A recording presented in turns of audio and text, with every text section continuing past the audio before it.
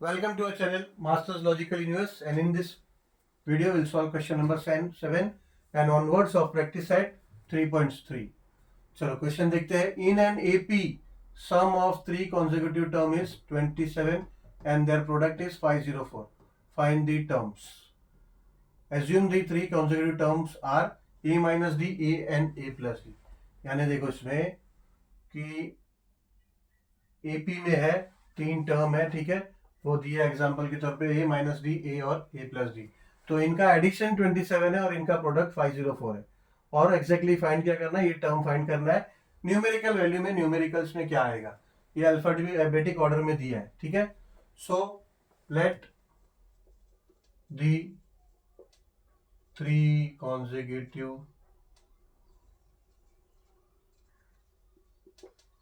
Terms be A minus D, A plus D, ठीक है. And from given condition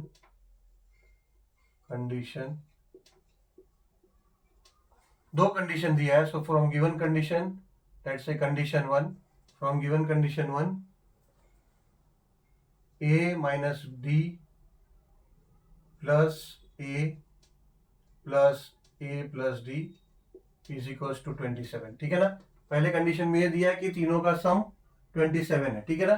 so ये हमने लिख दिया. अब क्या करेंगे, एडिशन करेंगे. इसको ओपन करते हैं. सो देयरफॉर ओपन करेंगे तो हो जाएगा A minus D plus A plus D is equals to 27. अब ये देखो minus D A plus D A तो कट हो गया और ए 3A हो गया. 3A is equals to 27. Therefore A is equals to 27 upon 3. Therefore A is equals to 9. A मिल गया हमें. अगर ये तीनों टर्म अगर हमें फाइंड करना है तो A चाहिए और D चाहिए. फिर बाद में सबट्रैक्ट एडिशन करके हमें तीनों टर्म का न्यूमेरिकल वैल्यू में टर्म मिल जाएगा, ठीक है. तो ये समझो A is equals to 9 आ गया. सो नाउ इसके आगे अगर D फाइंड करना है तो मेरे ख्याल से दूसरे कंडीशन से आएगा अभी, ठीक है. तो दूसरा कंडीशन क्या है, सो लिखते हैं यहाँ पे फ्रॉम गिवन कंडीशन 2.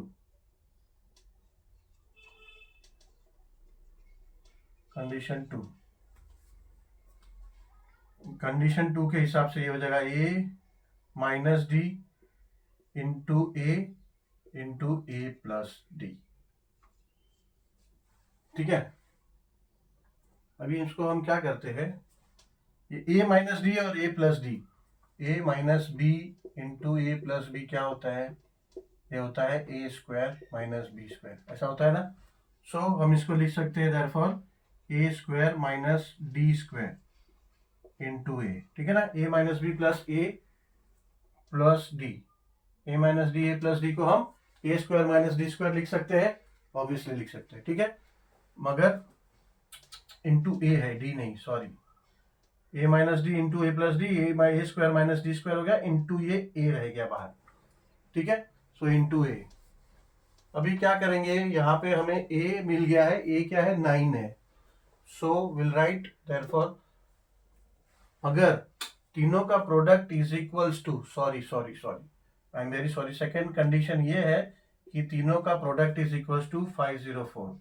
सो तीनों का प्रोडक्ट इज इक्वल्स टू 504, ठीक है. काइंडली करेक्ट कर लो. कंडीशन ये है कि तीनों का प्रोडक्ट इक्वल्स टू 504 है, अदरवाइज वो न्यूमेरिकल वैल्यू मिलेगा ही नहीं, ठीक है.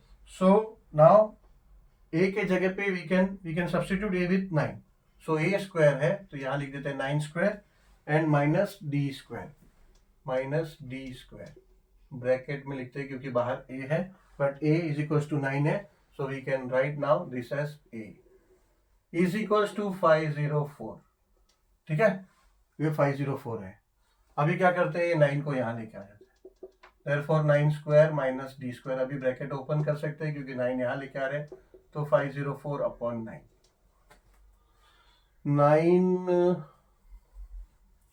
9 5 45 और 5 4, 9 6 54, ठीक है. 504 अपॉन 9 हो जाएगा 56. सो वहां नहीं लिखते हैं, यहाँ लिख देते हैं, ठीक है. तो सही नहीं होगा. 9 square minus D square is equals to क्या आया था, 56. सो अभी क्या 9 स्क्वायर क्या हो जाएगा, ये 81 हो जाता है. Minus D square is equal to 56.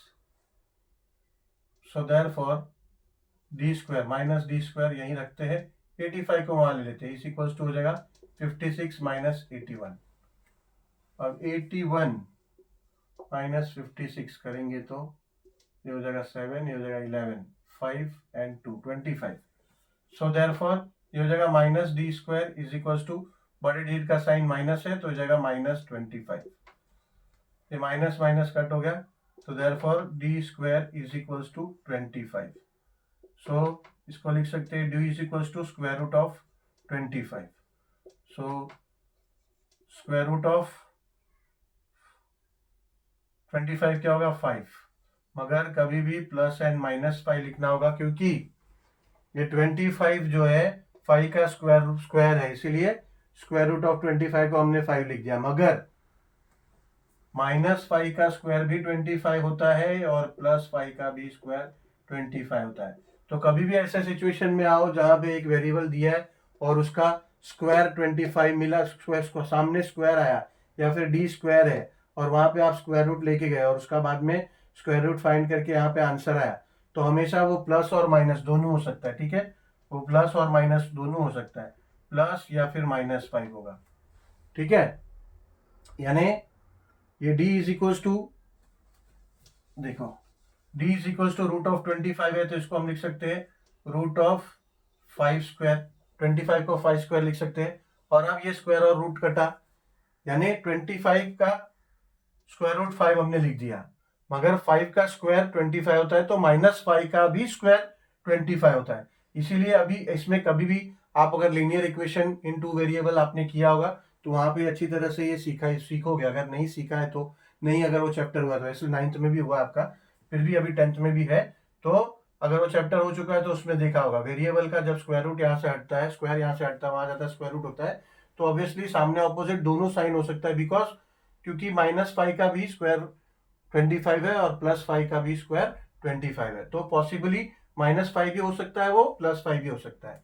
इसीलिए अभी अगर हमें ये 3 कॉन्सेक्यूटिव टर्म है, अभी इनका हमें न्यूमेरिकल वैल्यू चाहिए, तो एक पेयर नहीं आएगा, एक सेट नहीं आएगा, 2 सेट आएगा. क्यों? एक बार माइनस 5 कंसिडर करना पड़ेगा, एक बार प्लस 5 कंसिडर करना. सो इफ इधर करते हैं, अभी ये स्पेस यहाँ पे हो गया, यहाँ पे करते हैं आगे. ठीक है,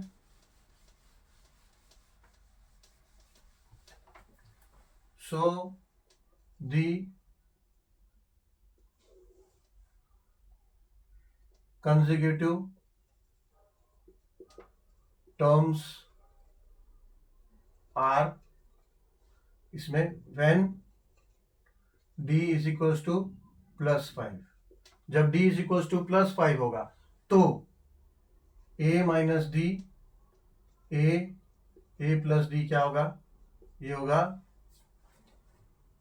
a माइनस डी, यानी a हमें क्या मिला था, a हमें मिला था 9, सो 9 माइनस 5, जब हमने a को प्लस 5 लिया तो 9 माइनस 5 हो जाएगा 4 और 9 एंड 9 प्लस 5 तो ये हो जाएगा 14. ठीक है, ये so the consecutive terms are when d is equal to 5, तो कॉन्सेक्यूटिव टर्म रहेगा ये 4, 9 and 14. and consecutive terms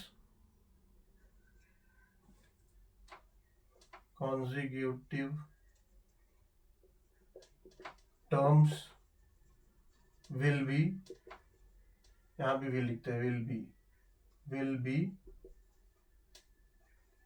when d is equals to plus 5, will be when d is equals to minus 5. so a minus 5 यानी 9 minus -5 यानी 9 plus 5 हो जाएगा 14, यानी a minus D, a और a plus D. ठीक है, ये सिचुएशन है. तो a माइनस -5 यानी a प्लस 5 यानी 14 और a तो 9 है तो ये 9 रहेगा, और a प्लस d यानी जब -5 है तो 9 प्लस -5 तो हो जाएगा 4. ठीक है, so consecutive term will be 14, 9 and 4 जब -5 है, और जब +5 है तो 4, 9, 14. ठीक है. ये हमारा आंसर है, ये दोनों। चलो देखते हैं question number 8। Find 4 consecutive term in an AP whose sum is 12 and sum of third and fourth term is 14. Assume the 4 consecutive terms in AP are a minus d, a plus d and a plus 2d. ठीक है, same है question number 7 की तरह ही है, only condition में थोड़ा सा फर्क है। ठीक है, चलो सॉल्यूशन। लेट दी 4 consecutive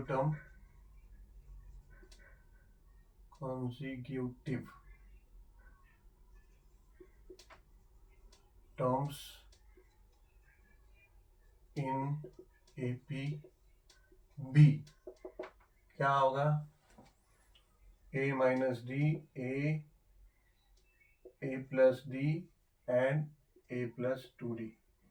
ठीक है, ये 4 टर्म दिया है। बेसिकली हमें न्यूमेरिकल वैल्यू में चारों टर्म को फाइंड करना है। ठीक है, so from given condition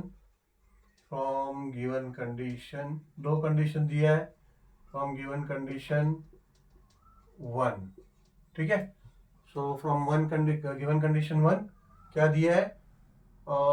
find 4 consecutive term in AP whose sum is 12, यानी चारों का सम, यानी A minus D plus A plus A plus D plus A plus 2D is equals to 12, ये दिया है। ठीक है, सो अभी हम उसको ओपन कर देंगे।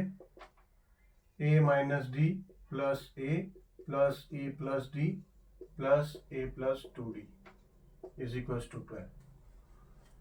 अभी देखो, ये माइनस डी है और ये प्लस डी है, तो ये दोनों तो पहले कट गया। ठीक है, एंड एक ए 2 3 4 4A है, सो देयरफॉर 4A 1 2 3 4 प्लस ये 2D है, 2D इज इक्वल्स टू 12।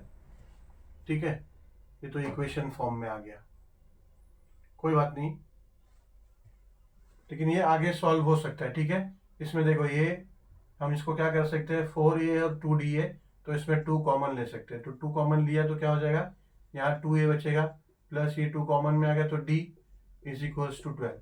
ये मैंने क्यों किया आपको समझाता हूँ। ठीक है, देयरफॉर ये 2 को यहाँ ले लो तो हो जाएगा 2A plus D is equals to 12 upon 2। So therefore 2A plus D is equals to 6। इसको हम नंबर 1 मार्क कर देते हैं। हो सकता है कि 2 इक्वेशन आए, हो सकता है कि सेकेंड इक्वेशन से भी एक इक्वेशन ही आए, ऐसा भी हो सकता है, या फिर सेकेंड इक्वेशन से कोई एक वेरिएबल का वैल्यू मिल जाए, D या A मिल जाए, तो उसमें से सब्सटीट्यूट कर देंगे। तो 2 को ऐसा सिचुएशन हो सकता है। तो इसको अगर दूसरा वाला अगर कंडीशन से अगर डायरेक्ट वेरिएबल का कोई एक वेरिएबल ना मिले, A और D या ना मिले, या फिर कोई इक्वेशन ही मिल जाए, तो एलिमिनेट करने के लिए हमारे पास कोएफिशिएंट सेम मिल जाए, इसलिए D को मैंने D का कोएफिशिएंट 1 कर दिया ताकि D को एलिमिनेट कर सके। ठीक है, अभी देखते हैं अगला सिचुएशन क्या आता है। अभी ये इक्वेशन 1 हमने इसको मार्क कर दिया। From given condition 2,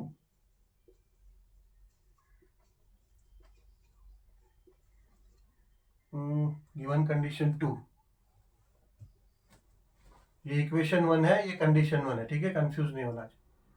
from given condition 2 the sum of third and fourth term is 14, यानी थर्ड टर्म क्या है, A plus D, and fourth term क्या है, A प्लस 2D, इन दोनों का सम है 14, ये दिया है।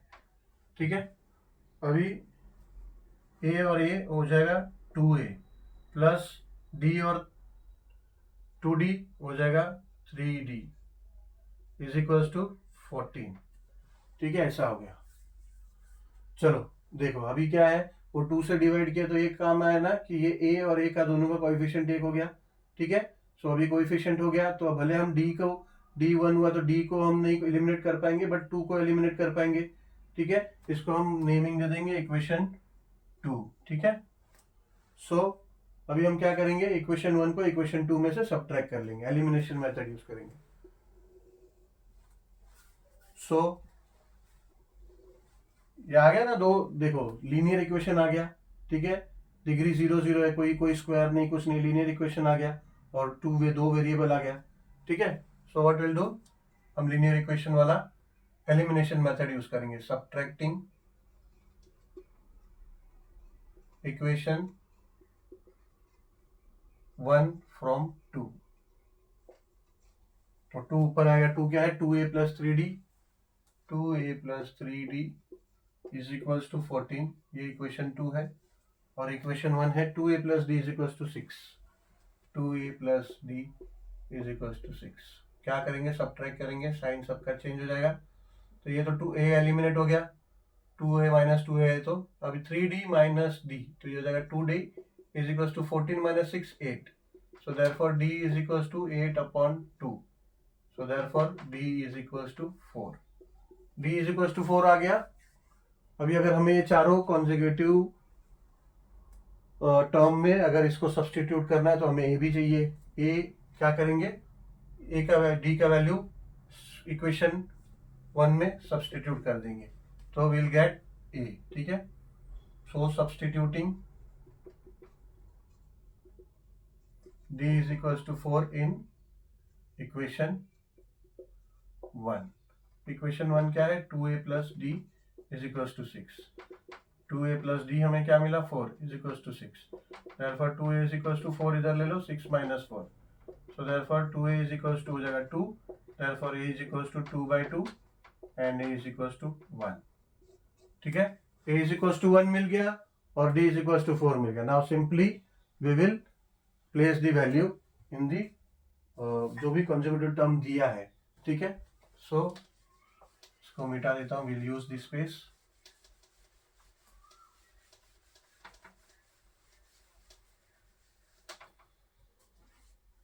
So now therefore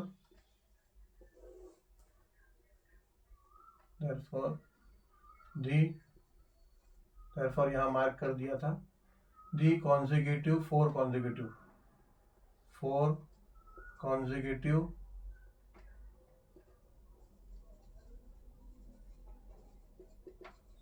terms in AP are a minus d, a plus d, a plus 2d is equals to a minus d, यानी a हमें क्या मिला, 1, 1 माइनस 4, 1 माइनस 4 क्या हो जाएगा, -3। अब a क्या है, 1, a प्लस d यानी 1 प्लस 4 यानी 5, a प्लस 2d यानी 1 इंटू 2d यानी 2 इंटू 4 यानी 8, a प्लस 4 यानी a प्लस 8 है ना, 2d है ना, यानी a प्लस 8। ये देखो a माइनस d क्या हो जाएगा, is equals to 1 minus 4 is equals to -3, ठीक है। अब a इज इक्वल्स टू 1 है तो हो गया 1, a प्लस d यानी a plus D is equals to 1 plus d क्या है, 4 इज इक्वल्स टू 5। अब a plus 2d is equals to 1 plus 2d क्या होगा, 2 इंटू 4 हो जाएगा is equals to 1 plus 8 is equals to 9, ठीक है। तो यही है, तो ये हो गया 9। So the 4 consecutive terms in AP are 3 minus 3, 1, 5 and 9, ठीक है। चलो लास्ट सब क्वेश्चन है, question number 9 we'll do in the next video. So we'll end this video here. Thank you for watching this video and we'll meet soon in the next video with question number 9.